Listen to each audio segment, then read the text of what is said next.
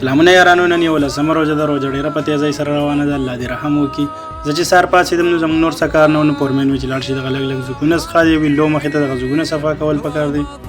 نو زه هم چې روان شوم ما وکتل نو دغه بعضې ځګونو کې لږ لږ واښه ولاړو، ګیاګانې وې نو دغه مې ترې زر زر کټ کړې. ګیاګانې مې ترې کټ کړې، بیا مې پسې برش راواخیستو، صبر مې ورته ونه کړو، زر زر مې را برش کړې ځکه چې څه پکې نه و. روژه وه نو ما چې زر زر کمرې ته لاړ شو.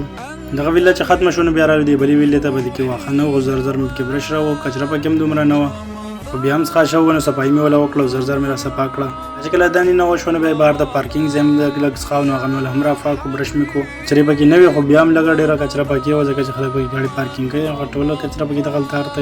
بیا چې دغه کله صفا شو نو رالم دغه بل سایډ ته دې پارکینګ دی، نو دغه پارکینګ چې ما وکتو نو په دې کې هېڅ هم نه و، بس په دغه ځای کې لږ غونته واښه وه مې دې کټ کړه. هغه واښه چې مې دې کټ کړه نو بیا مې دننه وکتل، دننه ویله صفا وه، نور پکې څه نه و، بس نری نری برش مې پکې راووتم.